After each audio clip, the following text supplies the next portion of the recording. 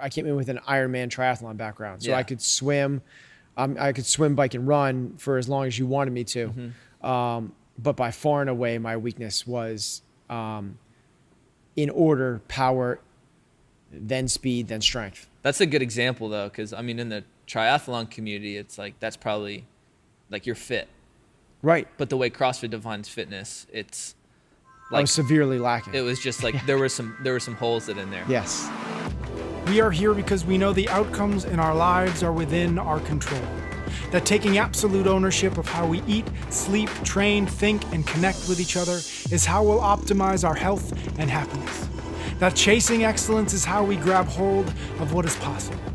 Our mission is to live on the run, always chasing, never stopping. Welcome to another episode of Chasing Excellence. Thank you so much for stopping by. The beginning of this show is a little bit different because I am all by myself. Ben is taking a well-deserved break after the games, and so we wanted to bring you an episode from the CF Way, which we've done before. It's the internal podcast that we do over at the gym for the members there. Occasionally, we're able to take subject matters and episodes that we do there, and we bring them over here. So that's what we're going to do today. Today's episode is going to be all about the 10 components of fitness, what they are, why they're important, why we talk about them. So let us jump to the conversation between Dan and Ben. Hope you enjoy, and we'll be back to normal next week. Thanks. We're talking about the 10 general physical skills today. And Cool. I've created a couple mnemonic devices to help us remember those. I don't know what a mnemonic device You know, is. it's when like you have the things and then you create a sentence to like help remember like an that. acronym. I think. Or like pretty please, my dear Aunt Molly. What does that one stand for? It's the way you do math stuff. So you do the parentheses, then the powers, parentheses, pretty, please, my, multiplication, dear, division, aunt, addition, and then Sally, subtraction. Subtractions? Subtractions. Yes. Do you That's still pretty do good. math? I knew that, right? Do you still do math that Pretty, way? please, my dear Aunt. Or do you Everyone, just- you're supposed to. You You have just to do whip math that out way. your phone. Yeah. Right. That. My Yeah. third grade teacher, she's like, you'll never be able to have a calculator with you. Now we all have it. Yes. Liar. I forget her name. But Damn you, Mrs. Noun. Mrs. Noun. I created a couple mnemonic devices to remember it. So the 10 physical skills are, Are these in order? these are in order. Cool. We got endurance, stamina, strength, flexibility, power, speed, coordination, agility, balance, and accuracy. And I've created one, and my friend John Skansky has created one. Ways to remember this for Let's people hear at it. home. So the first one is, each student should find porcupines scary. Cages are barely adequate. So first of all, like if you're putting a porcupine in a cage that's like, it's got open edges, like it can just shoot the quills out. So cages won't work. You got to put it in a box. So you tell yourself a story. Each student should find porcupines I forgot the scary. big part. Cages are barely adequate. And then mine, which I didn't write down. Wait, that was John's. That was John's. Okay. And then mine, which I didn't write down, was every single sailor feels pretty sad, comma, after big adventures. Now, I can remember that one. Yeah. Every single sailor Feels pretty sad. pretty sad Pre- after big adventures. Comma, After big after adventures. big adventures. Comma is for coordination. Oh. I actually threw the C. Oh. Yeah. It worked out Oh my perfectly. God. It worked That's out good. perfectly. I was like, why the comma? Yeah. Yeah. So we went over the 10 physical skills and a couple ways to remember them, but the 10 physical skills they're not unique and they're individual right to CrossFit, but when we kind of put them together, they say a lot about our program and what we do. They say, yes, absolutely. They're one of the defining characteristics of how you can explain CrossFit. Mm-hmm. But I think more importantly, they're the 10 physiological adaptations that take place from practice and training and are present in most sports. Correct. And there's some different ways. You said like practice and training. So there's a couple that we get better at through training, and there's a couple that we get better at through practice. Yes. And there's some we get better at both. Yes. And Good. Yeah, right? Yeah. Right? And as far as like the practice ones, what are those? And like what goes into practice versus training? What is maybe the before we difference? do that is like, Yeah. because people hear that and they go, what the hell is the difference between practice and training? Yeah, Like, yeah. When I come to the gym, What I don't even know what I'm doing. I thought I was Yeah. doing, I didn't know there was a difference between the two. So practice is developed through focused light, feedback, thoughtful, low intensity, ... right? So let's take an example of, so first now let me give you kind of like the ones that get improved through practice. Correct. So they are the balance, accuracy, coordination, and agility. So it's the bottom four. Yep. Those are ones that are very skill dependent. So let's say you want to get better at double unders. And what most people do when they want to get better at double unders is, if you listen to other coaches or other athletes, they'll say, well, double unders are always done in a workout. You're never going to see this event by itself that's like 100 double unders for time. So what you need to do is you need to get good at double unders when you're fatigued. So right when you finish a workout, grab your jump rope and try and do as many double unders as you can in 2 minutes. That's the wrong approach. Because what you're doing there is you're in a pre-fatigue state. You're not going to be practicing that movement. You're going to be training it. So let's talk about what training is. And we'll come back to this. Training is with heavier loads, higher heart rates, higher intensity. It's generally what we associate with what we do when we do CrossFit training. But certain aspects only get better through practice, and that is the skill development. If it is an accuracy, if it is a balance, a coordination, or agility issue, you're not going to get better at that through training it as much as you are through practicing it. So if you want to get better at double unders, I don't think that you're not good at double unders because you're not fit enough. Correct. Right? If people can run a 7-minute mile or even an 8-minute mile, they probably have the fitness to do 20, 30, 40, even 60 or 100. You definitely, if you can run a 7-minute mile, you have the fitness to do probably 100 to 150 unbroken double unders. But people get caught up in rep number 2, 3, or 4. In that case, it's not a fitness. It's not I shouldn't say fitness. It's not an engine issue. It's a neurological It's thing. a neurological thing. It's a coordination thing. Exactly. So get another level of sciencey. You pulled the word in. Those bottom 4 that you listed. The comma after big adventures. Yes, exactly. Or cages are barely adequate. Yes, which is coordination, accuracy, agility, and balance. Those aspects get better through practice, skillful stuff, and their neurological adaptations, meaning they get better from the synapses from your brain on down. Whereas the other ones, the endurance, the stamina, strength, and flexibility get better through training. And that is like what we typically associate. That is like your engine and your muscles. Yeah. You don't need engine and muscles for double unders. You need accuracy and coordination. Yeah. So figuring out which ones and the way that we train them is very, very different depending on what you're trying to accomplish. As you alluded to, some of them need both.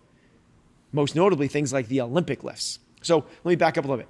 Double unders, in most cases, what you want to do is more of the practice stuff, which is when you're not fatigued, which is before you work out. And what you're trying to do is just focus on the movement. And if you get winded, you should stop. Because if you get winded, you're building something else. It's not a neurological thing anymore. It's now becoming an engine thing. On the flip side of that, let's take something like running. In most cases, running usually has more to do with the engine issue. It's more of an organic thing where it's about how much lung capacity you have. ... But it could be a skill thing. So if you go running and you heel strike and you're broken at the hips and your arms are swinging out side to side. Popeye running. Great visual. You just going out and doing 800 repeats is not going to make you that much faster. You're basically have an imaginary ceiling that you're trying to move, which you're not going to be able to through training, as well as you could if you took another approach would be to enhance your efficiency at running through skill practice. And that's why we do, when you come in here, you do little running technique stuff beforehand. You might do like bounding, you might do single leg bounding, even like the normal stuff that we do of like high knees, butt kickers. That stuff is an effort to get us to have a quicker cadence and change your mechanics of running. Now there's things like the ones that pure blend both of them, which are speed and power. The most beautiful example of this is Olympic lifts, which take incredible amounts of strength and flexibility, as well as coordination, balance, and accuracy. Like it needs both ends of the spectrum. That's why it's so important for Olympic lifts that you don't just always lift 90% and above. Yeah. You have to work on the movement patterns and drill in the bar path and the skills and the positions of the skill aspect that only comes through practicing with light loads. Yeah, there's so much that goes into both of those too, because you could be as strong as a house, deadlift a ton of weight, but if you're not flexible and you don't have those, we see it, right? We see athletes that can deadlift 600 pounds that can't squat snatch, literally can't squat snatch 95. So you need both. Now that could be a flexibility issue, which should be improved through training. But what we need to do is we need to work on the other side as well. So basically what we're saying is that everyone kind of comes in, part of CrossFit is not specializing in any of these, which is why we do all of them in workouts. We train them all. And then that's literally like at the CrossFit Games, it's like the person who is the best average of all of those is going to be the fittest. So you're basically as strong as your weakest link in any of these. And people are going to come in kind of... You're as fit. As fit. Yes. Yeah. I think that's what... No, I said strong. As strong. You're strong as you are strength-wise. Yeah, you're strong as you are strong. So everyone's going to come in like... You are as strong as your productive application of force. Correct. So what that means is you are as strong as you can move an external object. Yes. So a lot of people define strength as just like how much muscles they have. That's not strength. Yeah. Having big muscles doesn't make you strong. You have to be able to move external loads to be strong. Yeah. This is kind of basically these 10 skills is the way that CrossFit has defined part of one of the ways they have defined fitness. And everyone kind of comes in with their own. They've specialized in a certain sport for how long their life has been, and everyone kind of comes in with some strengths and some weaknesses.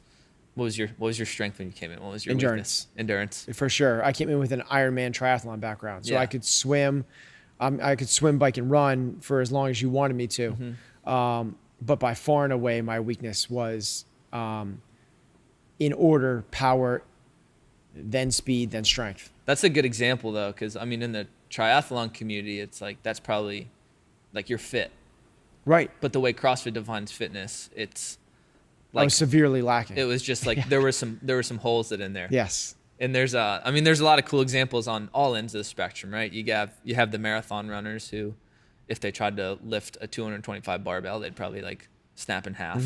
Or you have the really strong guys who have trouble with running. But then you also see people coming in with like more of a gymnastics background, and they're pretty good on like the neurological side of things and pick up stuff fairly quickly, but might have like the engine issue. So yes, absolutely. It's like everyone's coming in with their own specialty and different things to work on. What sports do you think would be, obviously CrossFit encompasses all 10 of those. Yeah. What other sports could you name that encompass a lot of them? So it was funny, kind of like the first time I ever saw CrossFit was I was like playing baseball in this like indoor facility, but there was like a little gym off to the side, and there was a bunch of rugby players working out.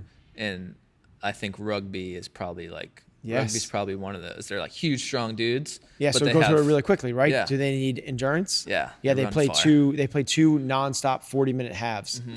I would call that endurance. Yeah. Do they need strength? Oh yeah. Obviously, Big right? dudes. Do they need we can go a little bit quicker, right? But then you think about like, we don't have to go through the whole list, but you just kind of check all those things off. They need the accuracy. They're like throwing and kicking too. For sure. I mean, there's a huge component of yeah, absolutely. That's a great example of it. Yeah, rugby's the first one to come to mind. I think that's my answer. Rugby might be one of the best answers to that. CrossFit might translate to rugby better than it does to almost any other sport. Yeah. Some other ones that pop into mind would be like MMA, UFC fighting, hockey.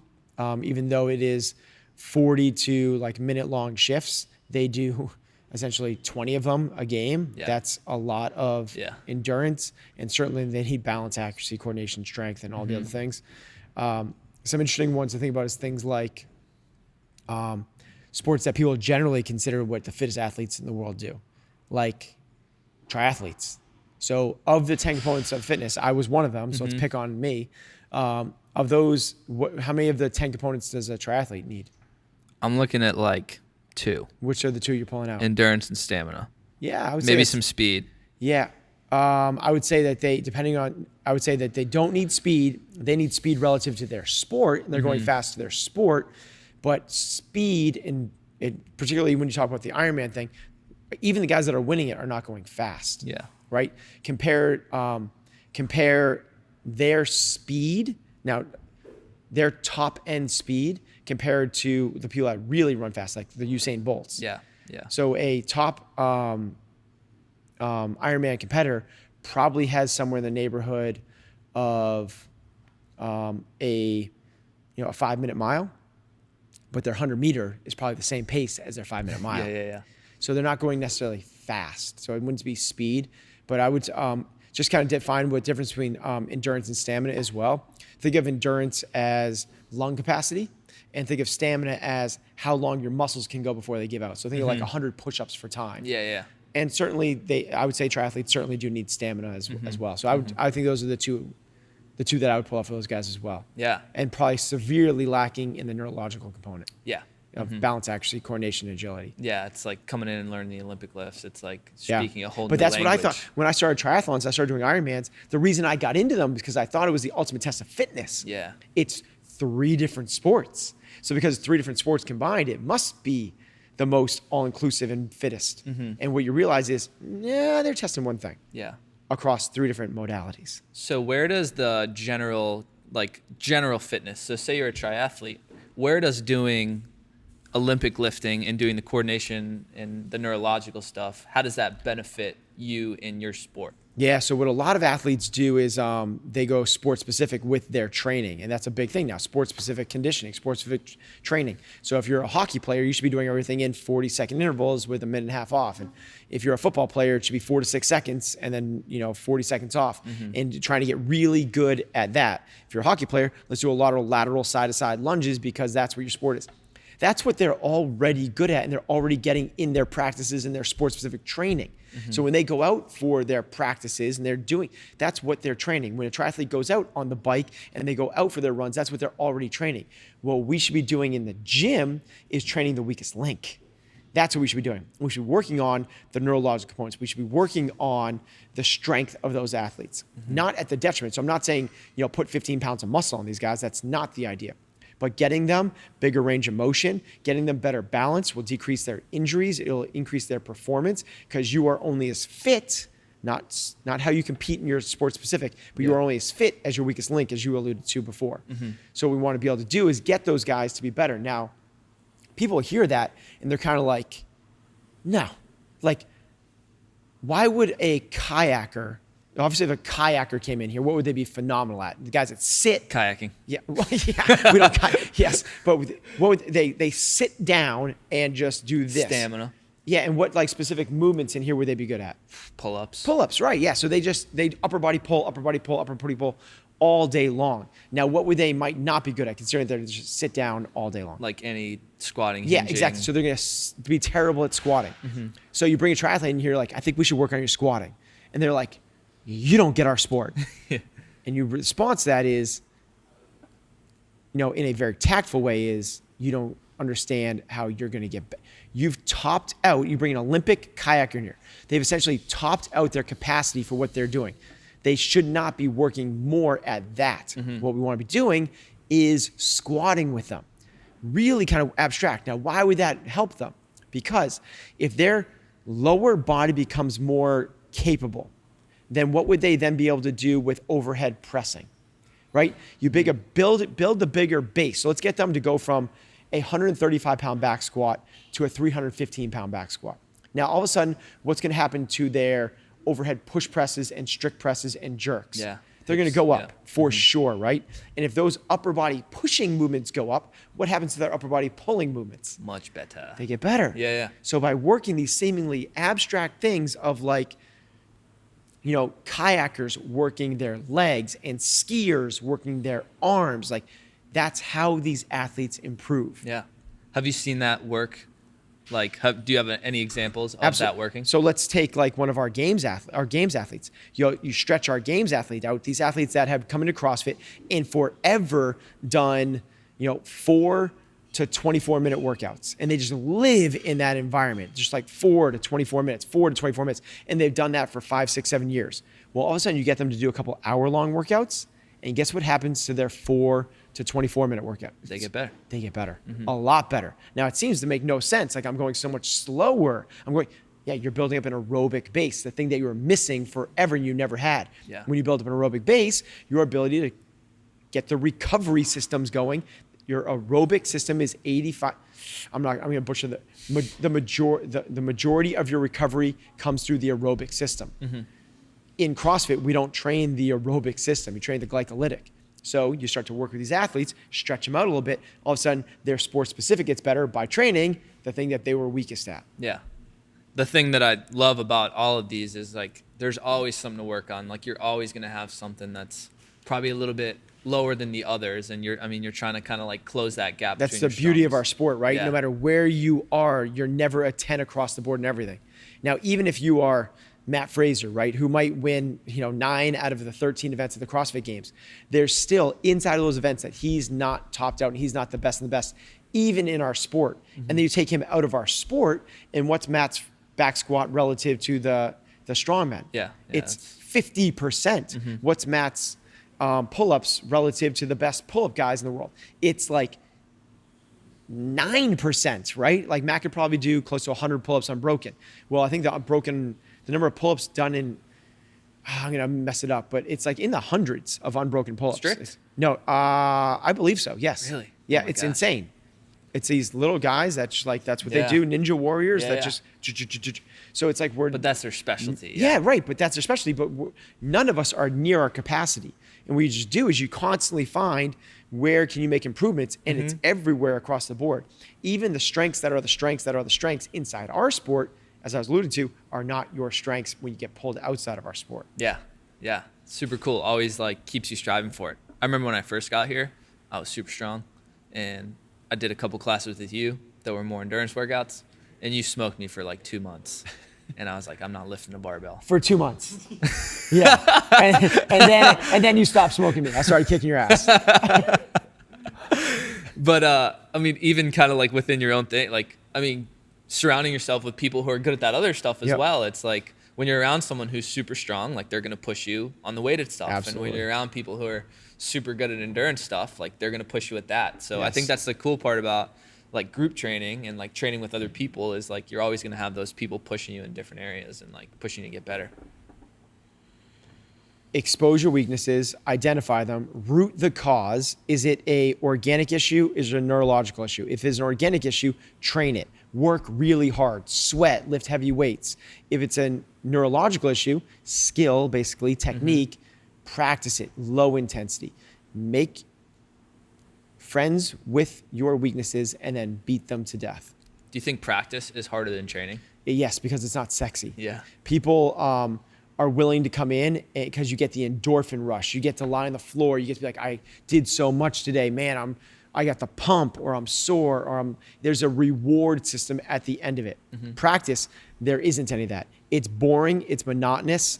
It's not fun. You're not going to do it with your buddies. So it takes a lot of discipline to be able to put yourself through that kind of level of torture of just maniacally focusing on the things that you need to improve and basically get no reward, either hormonally or socially, for your efforts. Yeah. Yeah. I think the biggest example like that sticks out is the one you always say of Connor, like when he would just come and sit on Yep. like just do foot locks for rope climbs forever. He would sit his butt on a box, hold onto the rope, and put his feet on the rope and let go. Put his feet on the rope and let go for 20 minutes nonstop. Yeah. Now, no one's like coming over and be like, dude, nice job on those foot locks. You don't get to post that to social Yeah, yeah, media, yeah. and you don't get any sort of like, adrenaline or endorphin response that you Yeah. would from like going out and running a 5K as fast as you can. Yeah. But you kind of know, like you've put in that work with the practice stuff. So when it comes up, Yeah, except you it get might, exposed for it, yeah. except it might not get better for a long time. Yeah. That's what happens. People are like, all right, I'm putting in the work, and it doesn't get better. And then you're like, screw this. I'm going back to back squatting. It's so much more fun and Yeah. rewarding. yeah, it's like sticking to it even when you don't see the immediate results. Yes, that's the trick for the practice part. Yeah. I think one of the cool things. It's yeah. growing a bamboo forest. Oh, I love that. Yes. So like you grow a bamboo forest, right? And what you do is you plant the seeds and you diligently tend to the soil and water it consistently for 5 years without any growth. Nothing comes through the ground. But if you continually do it, knowing that you just have trust in the process, that I'm doing the right thing, watering, tending to it, and if you get kind of bored, like, where is it? And you stop, it dies. But if you diligently stay disciplined and water it, having seen no results, in 5 years, that bamboo forest grows 60 feet in like 5, 6, 7, 8, 10 days. Yeah. That's when you'll get it. But you can't be the person that like, I put in the work. Where is it? I want to see the results. After like 2 weeks. Yeah, that's right. It's not going to be there. You can get every episode of Chasing Excellence wherever you listen to your podcasts or on YouTube. Until next time, thank you for listening.